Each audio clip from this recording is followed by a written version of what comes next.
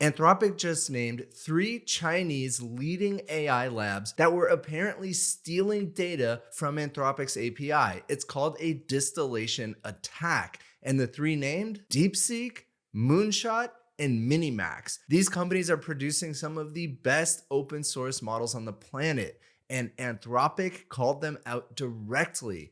But it's not that simple. The reactions on the internet have been wild. People are calling Anthropic hypocrites, including Elon Musk. We're going to go over everything right now. So here's the post. By the way, 26 million views. We've identified industrial scale distillation attacks on our models by DeepSeek, Moonshot AI, and Minimax. These labs have created over 24,000 fraudulent accounts and generated over 16 million exchanges with Claude, extracting its capabilities to train and improve their own models. So what is distillation and what is a distillation attack?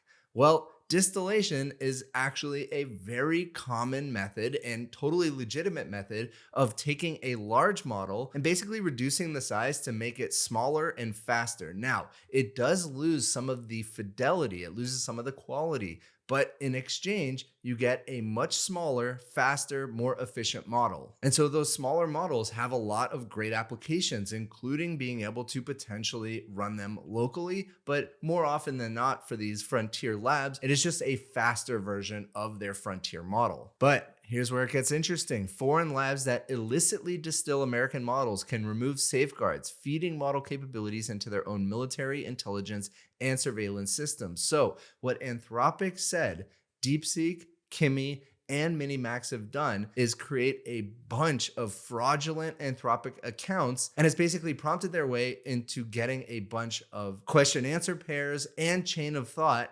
out of the frontier Anthropic models. So first, let me go over the full blog post because it is fascinating. And then I'm going to show you how the internet reacted because it wasn't what you thought it was going to be. So these labs, the Chinese labs, used a technique called distillation, which involves training a less capable model on the outputs of a stronger one. Distillation is a widely used and legitimate training method, but it can also be used for illicit purposes. Competitors can use it to acquire powerful capabilities from other labs in a fraction of the time and at a fraction of the cost. Now, that's very interesting. Basically, what they're saying is, rather than these Chinese labs doing the hard work themselves of collecting all of this internet data, synthesizing it, making sure it's high quality, and then finally doing the training run, instead, they're going straight to Anthropic and getting high quality data straight out of the model itself. And of course, in a very Anthropic way, they say this is a safety concern. Illicitly distilled models lack necessary safeguards, creating significant national security risks. It might allow them to develop bioweapons or carry out malicious cyber activities. And illicit distillations are unlikely to retain safeguards. They go on to say that they've consistently supported export controls, I believe this is on GPUs, to help maintain America's lead in AI. Distillation attacks undermine those controls by allowing foreign labs, including those subject to the control of the Chinese Communist Party, to close the competitive advantage that export controls are designed to preserve through other means. And the problem that they specifically point out is if these labs are producing incredible open source models, everyone's going to look at the export controls and think they're not working, but they are.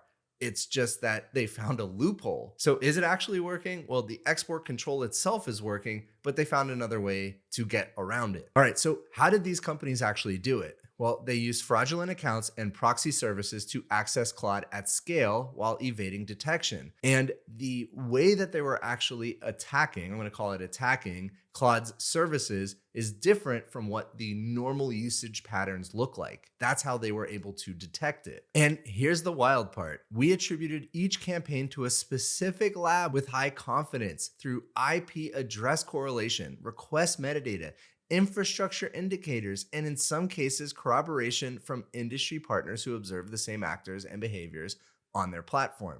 They basically were able to pinpoint down to the exact lab and sometimes even the executive at the lab Who was actually stealing the data? All right, so DeepSeek first, 150,000 exchanges. That doesn't actually sound like all that much, to be honest. And remember that number, remember that it doesn't sound like that much, and we're gonna get to that a little bit later in the video. So they specifically targeted reasoning capabilities across diverse tasks, basically figuring out how the model thinks about things, rubric-based grading tasks that made Claude function as a reward model, basically a judge, for reinforcement learning.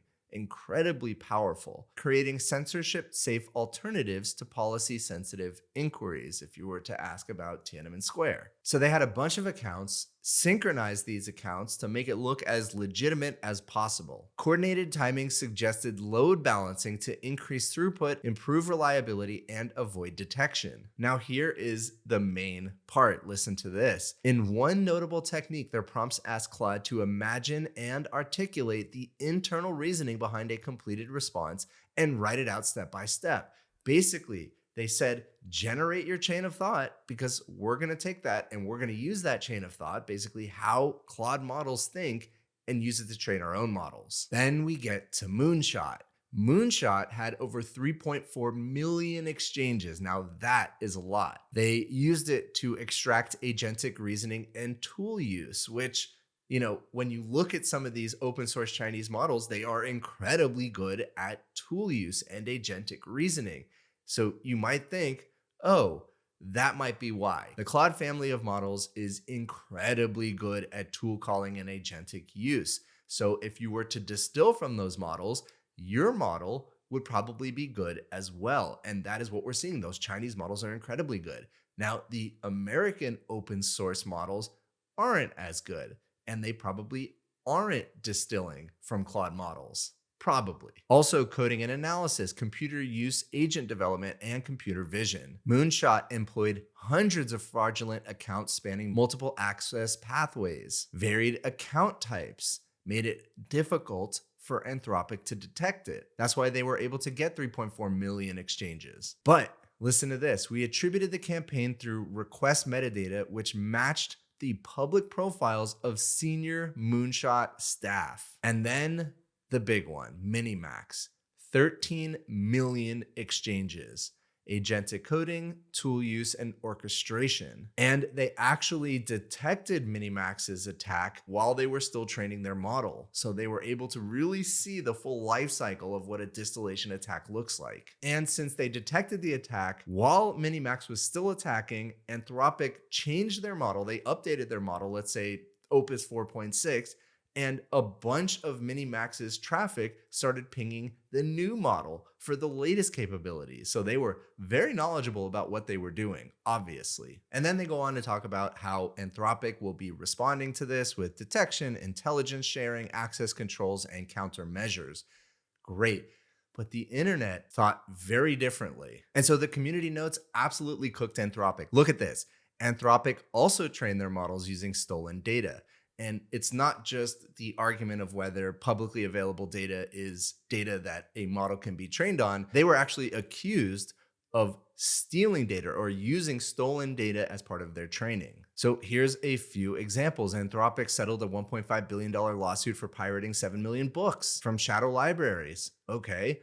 $3 billion suit for torrenting 20,000 songs. And then here's another one from BealLaw.com talking about how Anthropic has used stolen data to train their own models. And of course, Elon Musk had to come out and say something. Anthropic is guilty of stealing training data at massive scale and has had to pay multi-billion-dollar settlements for their theft. This is just a fact. And somebody actually called him out, as if you wrote your training data yourself, meaning XAI probably did the same thing. But he says, oh yeah, but we're not super smug, sanctimonious, and hypocritical about it like Anthropic is. Like that makes it any better.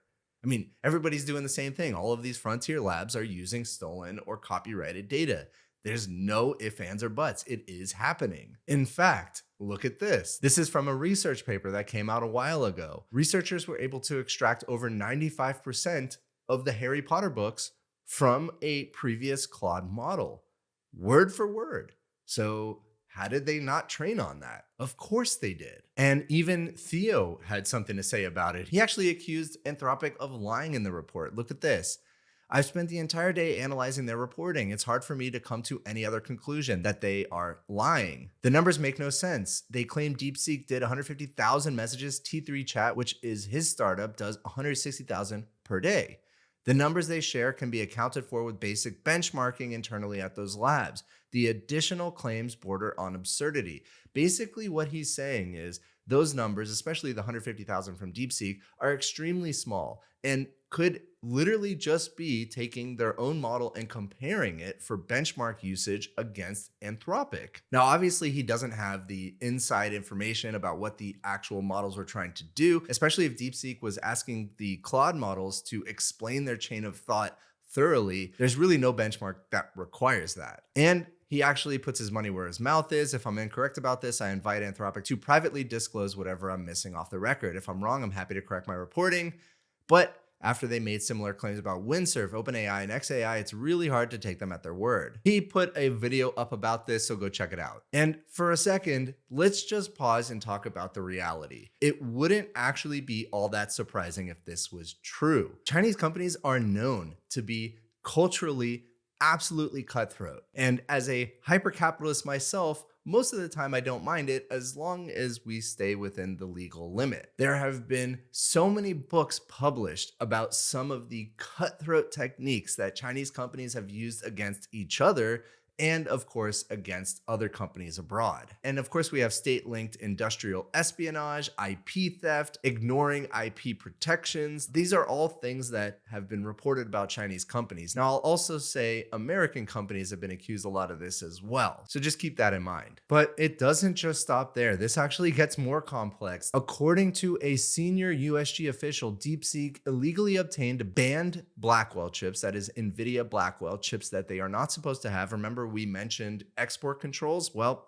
that's what we're talking about. They should not have these chips, and they're being accused of having these chips and training their next gen model with those chips. Use those chips to train its upcoming model and plans to delete the evidence and likely lie about what chips it actually used. And 3, trained its model using distillation attacks. So they are doing all the things. When DeepSeek releases its new model and claims to have trained it from scratch using 2000 H800 chips, hopefully the world will recognize that is a lie. And DeepSeek is almost entirely dependent on banned American technology and IP. So this has so many geopolitical implications. One, it turns out most likely these Chinese open source AI firms don't actually have cutting edge tech and algorithms. They are simply mostly distilling from American innovation. And they can't even use the chips they are getting or are allowed to get. They have to basically get cutting edge American chips. So I think one of my biggest fears about AI is that one of our adversaries, one of our competitors, another nation, suddenly gets way ahead of us. And I thought China was actually probably well on their way to doing that because their open source models are just so darn good. But it turns out